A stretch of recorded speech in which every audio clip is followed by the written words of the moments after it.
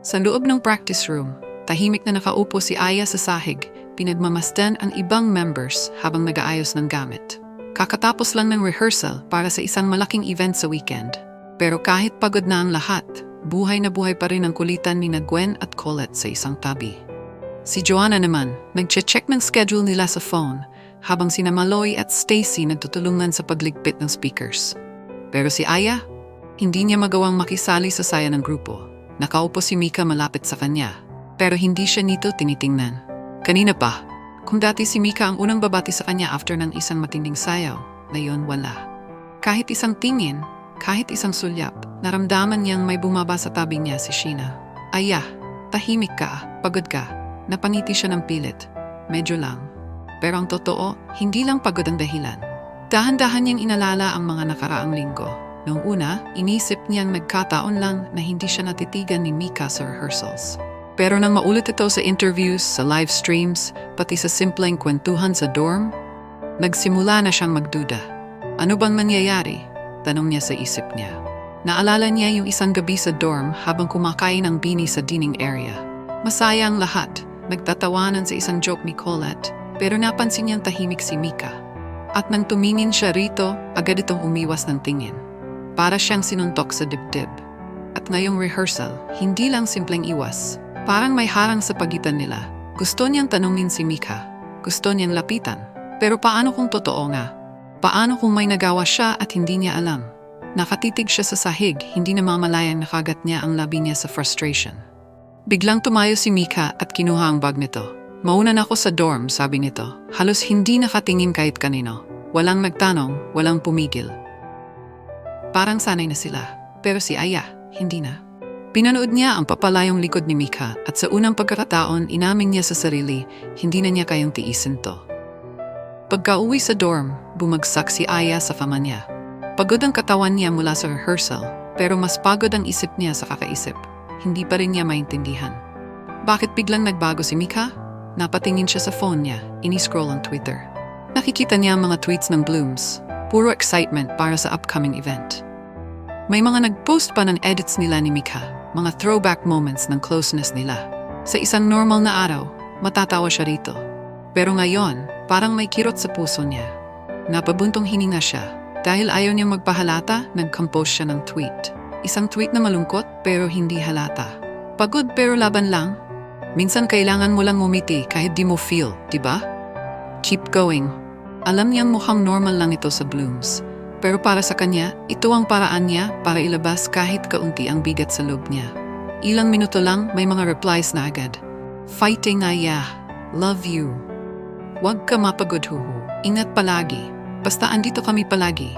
Napangiti siya ng bahagya. Kahit papaano, gumagana ang loob niya sa suporta ng fans. Pero hindi pa rin ito mapuno ang kulang sa kanya na yon, ang pagkakaintindihan nila ni Mika. Para mawala sa isip niya ang lungkot, bumaba siya sa common area ng dorm. Naabutan niyang nagtatawanan sina Gwen, Colette at Maloy habang nanonood ng funny videos sa phone ni Stacy. Uy, ano yan? Tanong niya. Pilit na sumasabay sa saya.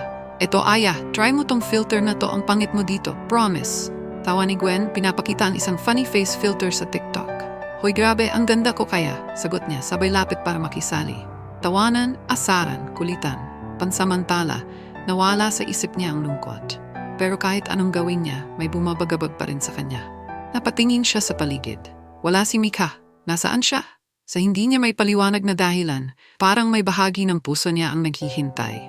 Umaasa na biglang papasok si Mika, tatawa at babalik ang lahat sa dati. Pero hindi nangyari yon. Hindi pwedeng ganito na lang. Habang patuloy ang tawanan ng iba, tahimik siyang nagdesisyon. Kailangan niyang malaman ang totoo. Samantala, nakahiga si Mika sa kama niya. Walang ilaw sa kwarto maliban sa liwanag mula sa phone niya. Ilang beses niya nang binuksan at sinara ang Twitter, Instagram at TikTok pero wala siyang matinong magawa. Masyado nang magulo ang isip niya. Sinubukan niyang ipikit ang mga mata niya. Pero imbes na makatulog, sunod-sunod ang pumapasok sa isip niya. Una, ang pamilya niya. Kahit hindi nila sinasabi ng diretso, alam niyang namimiss na siya ng parents at kapatid niya. Simula nang lumalim ang career ng Bini, bihira na lang siyang makauwi. Tuwing may tawag sa pamilya, pilit siyang masaya, pero may kirot sa puso niya. Kailan kaya ako makakauwi ng matagal? Kailan kaya ako ulit magiging normal na Mika lang? Pangalawa, ang world tour. Excited siya, pero hindi niya maiwasang kabahan. Mas malaking audience, mas malaking pressure. Paano kung magkamali siya sa performance? Paano kung may hindi siya magawa ng maayos? Hindi niya ito maamin sa iba, pero natatakot siya. Pangatlo, ang mga bashers. Alam niyang parte ito ng pagiging idol, pero may mga gabi pa rin na hindi niya maiwasang magbasa ng hate comments. Minsan iniisip niya, ano bang mali ko? Kahit anong gawin nilang tama, may laging hindi natutuwa. At ang panghuli, yung balita tungkol kay Aya at yung basketball player. Napakagatlabi siya at mahigpit na hinawakan ang phone niya. Alam niyang wala namang mali doon. Hindi naman niya alam kung may totoo ba o wala. Pero bakit siya naiinis? Bakit siya apektado? Napatingin siya sa timeline niya at doon niya nakita ang tweet ni Aya. Pagod pero laban lang? Minsan kailangan mo lang ngumiti kahit di mo feel, di ba? Keep going. Napabuntong hininga siya. Kilala niya si Aya. Alam niyang kapag ganitong klaseng tweet, may bumabagabag dito. May gusto siyang i-reply, may gusto siyang i-message. Pero hindi niya alam kung anong sasabihin niya. Sa halip, inilapag niya ang phone niya sa dibdib niya at pumikit. Pilit niyang iniwasan ang isang bagay na alam niyang totoo. Hindi niya iniiwasan si Aya dahil sa professionalism o sa kung anong dahilan. Iniiwasan niya ito dahil hindi niya maintindihan ang sarili niyang nararamdaman. Hawak-hawak ni Mika ang phone niya, nakatitig lang sa screen. Ilang minuto na siyang nag-iisip kung dapat ba niyang gawin to. Matagal na mula noong huli siyang nag-live sa Kumu. Dito sila nagsimula. Dito sila unang nakabuo ng connection sa Blooms bago pa sila sumikat. Pero ngayon, sobrang bilis ng mga pangyayari, hindi na tulad ng dati. Ano kaya kung bumalik ako, kahit sandali lang? Bago pa siya makapag-isip ng kung ano-ano, pinindot niya ang Go Live button. Ilang segundo lang, biglang dumagsa ang Blooms sa comment section. OMG, Mika live sa Kumu. Di ko in-expect na miss kita. Kumu era is back. Mika, we love you. Napangiti si Mika, pero kasabay nito ang biglang pagsikip ng dibdib niya. Iba ang pakiramdam. Parang bumalik siya sa dati, nung walang pressure, walang expectations, at walang takot sa kung anong sasabihin ng ibang tao, nung sila lang ng Blooms, kwentuhan, tawanan, at simpleng kulitan lang. Sinubukan niya magsalita pero napahinto siya. Hindi niya in-expect na ganun karami ang manonood agad, at higit sa lahat, hindi niya in-expect na ma-miss niya to ng ganito. Huminga siya ng malalim, pilit ng umiti. Hi guys, kamusta? Pero hindi niya napigilan. Habang binabasa niya ang comments, habang nakikita niya kung gaano pa rin siya kamahal ng Blooms, unti-unting bumigat ang pakiramdam niya. Hanggang sa maramdaman niyang may pumatak na luha sa pisngi niya. Hindi niya agad napansin. Pero nang makita niya ang sarili niya sa screen, napatawa siya ng mahina habang mabilis na pinapahiran ang luha niya. Hala, bakit ako naiyak? Napailing siya, pilit na tumatawa pero hindi may tatago ang totoo. Laro lang nagpaula ng comments ang Blooms. Mika, wag ka na iyak, please. Namiss mo rin kami, no? Always here for you, Mika. Kung sino man yan na nagpapalungkot sa'yo, labas na. Napabuntong hininga si Mika. Gusto niyang sabihin na hindi lang sila ang namimiss niya. Namimiss niya si Aya, pero hindi niya kaya. Sa halip, numiti siya at sinubukang gawing light ang mood. Grabe kayo guys, ang dami niyo agad. Sobrang miss ko to. Na-miss ko kayo. Ngunit kahit anong pilit niyang gawing masaya ang live, ramdam ng Blooms na may bumabagabag sa kanya. Samantala, si Aya na-notify na nagla-live si Mika sa Kumu. Napatigil siya sa pag-scroll sa phone niya. Si Mika, nag-live sa Kumu. Hindi niya napigilan ang sarili. Pinindot niya agad ang notification at pinanood ang live. At ang una niyang nakita, si Mika umiiyak.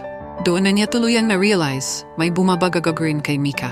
Habang tuloy-tuloy ang pag-scroll ni Mika sa comments, isang mensahe ang biglang tumalon sa screen niya. Isang comment na parang dumagundong sa puso niya. I miss you, Mika. Halos automatic siyang napangiti, pero kasabay nito, mas lalong tumulo ang luha niya.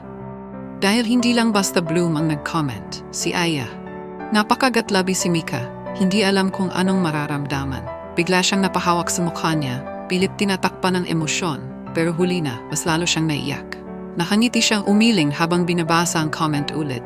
Hindi niya napigilan ang sarili niyang sagutin. I miss you too, Aya. Pagkasabi niya noon, para siyang nabunutan ng tinik pero kasabay nito, mas lumalim ang emosyon sa puso niya. Napansin niyang biglang umulan ng comments sa live. Hey, ay shh. kami naman ang iyak. May nangyayari ba kilig ako, besh? Kayo yan ng reconciliation arc. Tumawa si Mika sa gitna ng mga luha niya. Grabe kayo guys ha, parang may sarili kayong teleserye rito.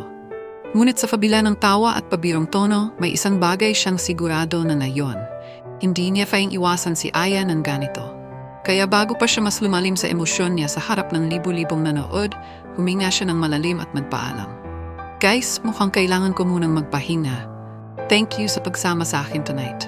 Sobra ko kayong na-miss. Babawi ako, promise. Sa kabila ng pagkabitin, ramdam niyang naintindihan siya ng Blooms. We love you, Mika. Take your time, Mika. Basta happy ka. Sana mag-usap na kayo ni Aya. Tumango siya, hindi na nagsalita pa, at tuluyang pinatay ang live. Sa sandaling bumalik ang katahimikan sa kwarto niya, saglit siyang dumapa sa kama at huminga ng malalim. Parang biglang gumaan ang loob niya. Pero kasabay nito, may isang bagay siyang kailangan gawin. Dahan-dahan niyang kinuha ang phone niya. Nag-type siya ng message kay Aya. Pwede ba kitang makausap? At pagkatapos ning isend dyan, hindi niya alam kung bakit sobrang bilis ng tibok ng puso niya. Sa bilis ng mga pangyayari, hindi na nagdalawang isip si Mika. Pagkatapos niyang isend ang message, tumakbo siya palabas ng kwarto. Pakiramdam niya, hindi siya makakahinga hanggat hindi niya nakikita si Aya. Hanggat hindi niya naririnig mismo mula rito kung okay ba sila. Pero sa mismong paglabas niya ng pinto, nakita niyang may isa pang tumatakbo sa hallway, papunta sa direksyon niya. Si Aya. Pareho silang napahinto sa gitna ng hallway. Kapwa nagtataka, pero sa parehong oras, alam nilang pareho nilang gustong makita ang isa't isa. Isang segundo lang ang lumipas bago sila sabay na kumilos. Niyakap nila ang isa't isa ng mahigpit. Walang salitang lumabas, pero sapat ng yakap nila para iparamdam kung gaano nila na-miss ang isa't isa. Kung gaano kabigat ang naramdaman nila sa mga nakalipas na araw. Napahagulgol si Aya, hindi na napigilan ang emosyon. Akala ko galit ka sa akin. Hindi mo ako tinitingnan pag nag-perform tayo. Hindi mo ako pinapansin, hindi mo man lang ako kinausap. Mas hinigpitan ni Mika ang yakap niya kay Aya habang tahimik ding umiiyak. Hindi ako galit, Aya. Hindi kita iniiwasan dahil sa galit. Iniiwasan kita kasi hindi ko maintindihan ang sarili ko. Naramdaman ni Mika ang paghigpit na yakap ni Aya. Pareho silang umiiyak, pero sa kabila ng lahat, pareho silang nakahinga ng maluwag. Hindi nila alam kung ilang minuto silang nakatayo lang doon, magkayakap, umiiyak, habang ang buong mundo ay tila nawala pansamantala. Ang mahalaga, andito sila. At alam nilang hindi nila kayang mawala ang isa't isa. Sa gitna ng katahimikan, nagkatitigan sila. Si Aya, na may namumugtong mga mata, at si Mika, na bakas pa rin ang luha sa pisngi. Pero sa mga titig nila, ramdam ang init, ang lambing, ang matagal nang hindi nila nasasabi sa isa't isa. Dahan-dahang hinawi ni Mika ang buhok ni Aya. Marahang pinunasan ang luha sa pisngi nito gamit ang hinlalaki niya. Para bang gusto niyang burahin ang sakit na naramdaman nilang dalawa. Napakagatlabi si Aya, saka dahan-dahang inilapit ang mukha niya kay Mika. Isang halik sa noo, sumunod, isang halik sa mata ni Mika. Parang binubura nito ang mga luha na kanina lang ay pumapatak. Isang halik sa pisngi.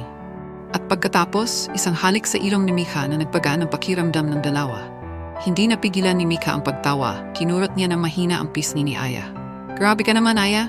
Ano to, cleansing session? Biro niya. Pilit pinapalitan ng lambing ang bigat na naramdaman nila kanina. Napatawa rin si Aya, pero imbes na sumagot, idinampi niya ang ilong niya kay Mika. Kinikiskis ito sa ilong ng isa. Eskimo kiss, bulong ni Mika, habang unti-unting bumibigat ang yakap nila sa isa't isa. Eskimo kiss, sagot ni Aya, sabay tawa, kahit patuloy pa rin silang umiiyak. Hindi na nila alam kung ano ba talaga ang nangyayari sa kanila. Umiiyak pa sila dahil sa lungkot, sa saya, sa pangungulila. Sa damdaming hindi nila mabigyang pangalan, wala silang sagot. Pero ang alam nila, okay na ulit sila. Sa gitna ng hallway na yon, sa ilalim ng dim light ng dorm nila, niyakap nila ang isa't isa ng mas mahigpit. This time, hindi na lang dahil sa sakit, kundi dahil sa saya at pangunawa. Mahigpit pa rin ang yakap nila sa isa't isa. Si Mika nakapulupot ang braso sa bewang ni Aya at si Aya nakayakap sa balikat ni Mika. Tinitigan nila ang isa't isa, parehong namumula ang mukha pero walang gustong bumitaw. At sabay nilang binigkas, I love you. Nagulat sila pareho, sabay na nanlaki ang mata. Isang segundo ng katahimikan bago sila sabay na humalakak. Ang cheesy! Sigaw ni Mika, pilit tinatakpan ng mukha niya gamit ang kamay niya. Si Aya naman, hindi mapigilan ng tawa habang hinahampas na mahina ang braso ni Mika. Ikaw kasi, sabay pa tayo, para tayong nasa pelikula. Sa sobrang tawa nila, hindi nila napansin na dahan-dahang lumapit ang mga mukha nila. Smack! Isang mabilis na halik sa labi. Isang segundo lang pero sapat para patigilin ang mundo nila sandali. Nagkatinginan sila ulit, parehong napaatras saglit. Parehong nagulat sa nangyari. Si Mika ang unang bumawi, pilit na tinatago ang kilig. Ayan na nga ba sinasabi ko, nadala ka sa eksena eh. Napailing si Aya, pilit ting pinipigilan ang pagngiti. Ikaw ang nadala, hindi ako. Sabay silang napabuntong hininga bago nagtinginan ulit. Nakangiti, masaya, magaan ang loob. At sabay nilang hinawakan ang kamay ng isa't isa. Tahimik pero puno ng lambing, sabay silang naglakad papunta sa kwarto ng ibang girls. Pagbukas nila ng pinto, ramdam agad nila ang ingay, ang walang katapusang kulitan ng Beanie members. Shh! Sigaw ni Maloy, biglang napalingon sa kanila. Anong nangyari sa inyo ha?